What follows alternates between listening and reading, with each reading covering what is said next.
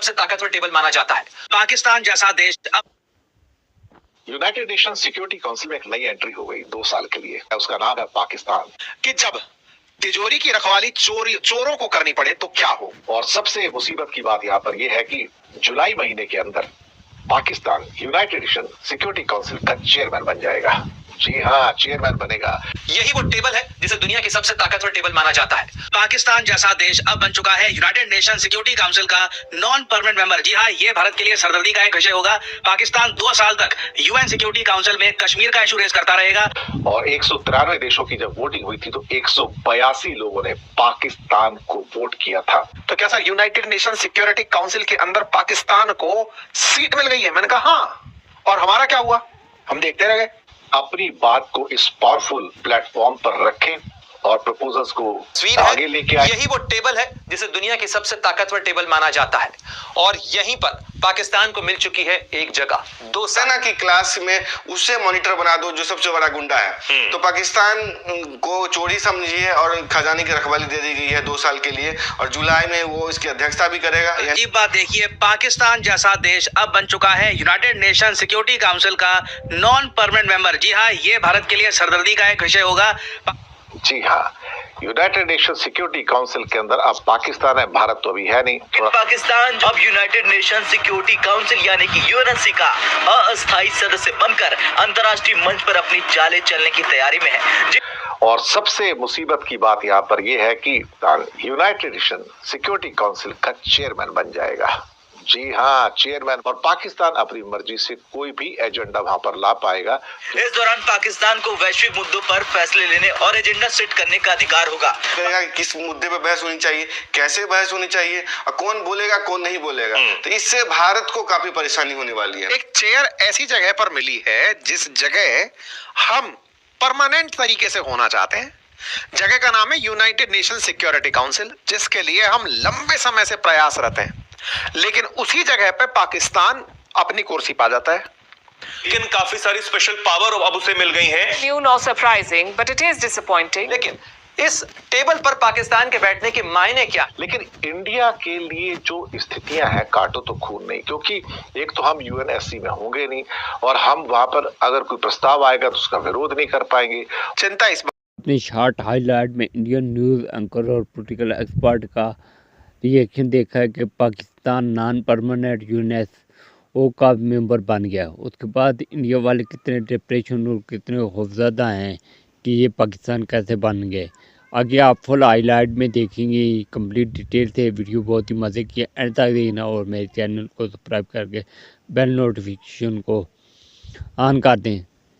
अगर मैं आपको अक़वाम मुत्तहिदा के बारे में बताता हूँ, ये क्या है। अक़वाम मुत्तहिदा की सलामती कौंसिल जो है यूनेस्को, रुकनीत 5 मुस्तकिल अरकान और इसमें 10 मुंतखब गैर मुस्तकिल अरकान मौजूद होते हैं।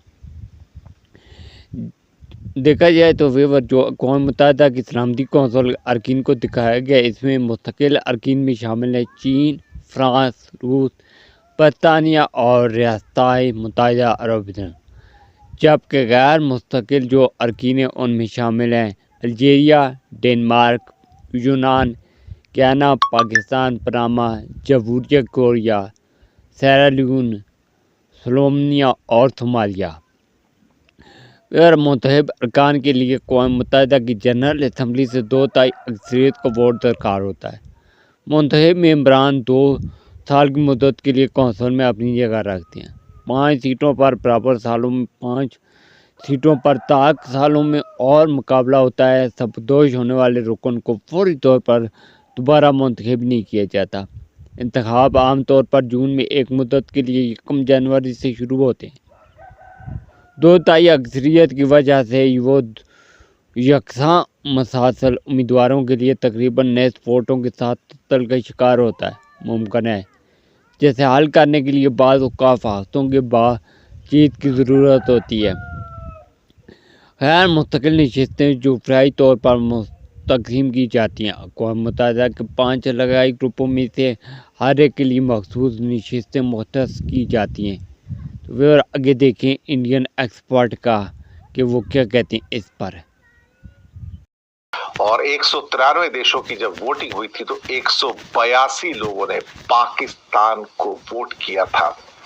पाकिस्तान के पास ये मौका है कि वो अपनी बात को इस पावरफुल प्लेटफॉर्म पर रखे और प्रपोजल्स को आगे लेके आए और अपनी मर्जी से कोई भी प्रपोजल ला सकता है वो, और इंडिया के खिलाफ एक प्लेटफॉर्म का यूज किया जा सकता है।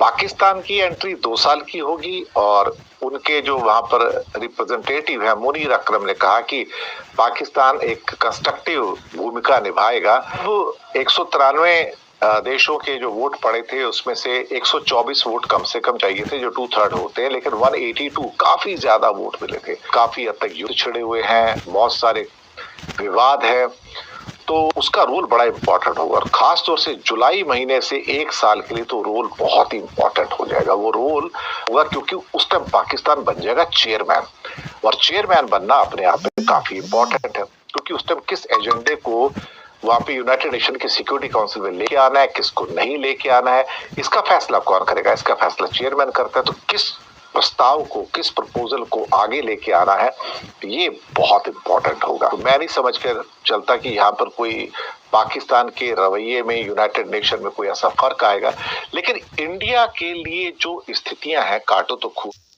26 तक अस्थायी सदस्य रहेगा, बल्कि 1 जुलाई से 31 दिसंबर 2026 तक यूएनएससी की अध्यक्षता भी करेगा। इस दौरान पाकिस्तान को वैश्विक मुद्दों पर फैसले लेने और एजेंडा सेट करने का अधिकार होगा।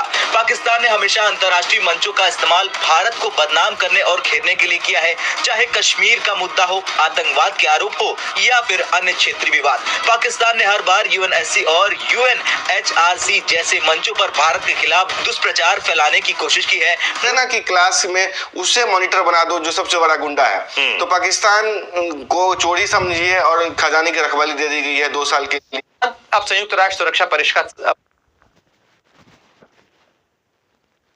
आपको डिटेल से जानना होगा कि इसका यहां होना भारत के लिए क्यों चिंता की बात है।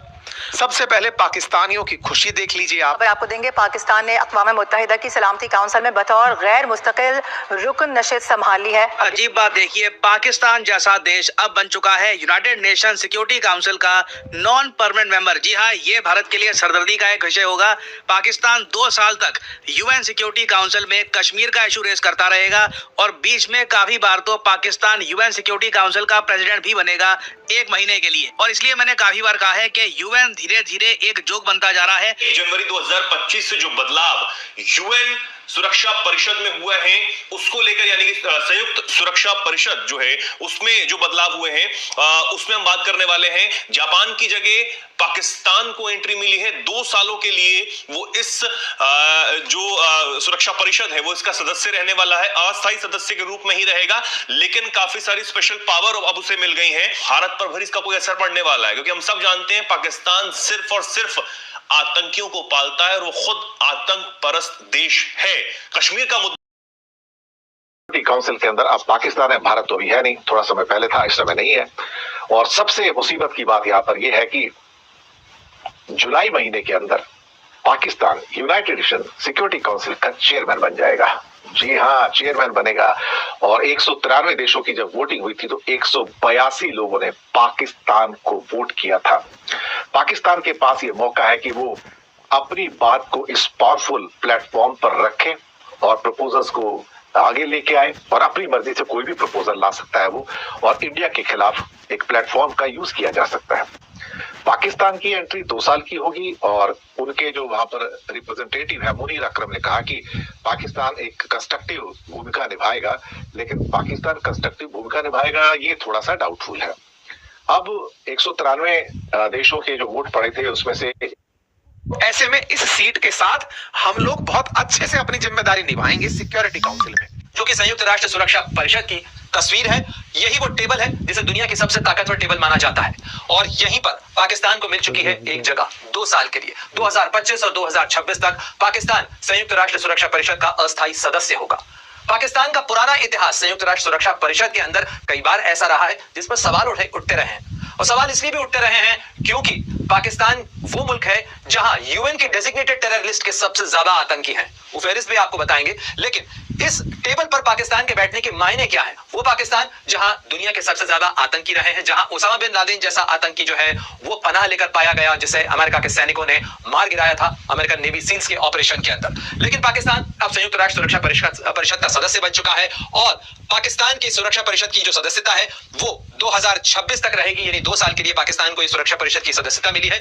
उसके साथ साथ पाकिस्तान 2025 के अंदर जुलाई में उसके पास में अध्यक्षता होगी, यानी करीब करीब 6 महीने बाद, जनवरी में आज हम हैं, जुलाई के अंदर पाकिस्तान के पास संयुक्त राष्ट्र सुरक्षा परिषद की अध्यक्षता होगी, वो चेयरमैनशिप करेगा और उसके बाद ये रोटेशनली उसके पास एक बार और आएगी 2026 के अंदर। ये तो हुआ मामला पाकिस्तान के चुनाव जीतने का, क्योंकि संयुक्त राष्ट्र सुरक्षा परिषद की ये सदस्यता पाकिस्तान ने चुनाव जीतकर हासिल की है। तो संयुक्त राष्ट्र सुरक्षा परिषद की ये वेबसाइट बताती है कि 2025 के जुलाई में पाकिस्तान के पास में संयुक्त राष्ट्र सुरक्षा परिषद की अध्यक्षता होगी। देखना होगा कि पाकिस्तान जो कि आतंक को पनाह देता रहा, वो आखिर दुनिया में आतंकवाद को रोकने के लिए, वैश्विक शांति के लिए क्या कदम उठाता है जब उसके पास अध्यक्षता होगी 2025 के जुलाई में संयुक्त राष्ट्र सुरक्षा परिषद की। हालांकि ये कोई पहला मौका नहीं है जब पाकिस्तान संयुक्त राष्ट्र सुरक्षा परिषद का सदस्य बना हो, अस्थायी सदस्य के तौर पर उसे ये जगह मिली हो।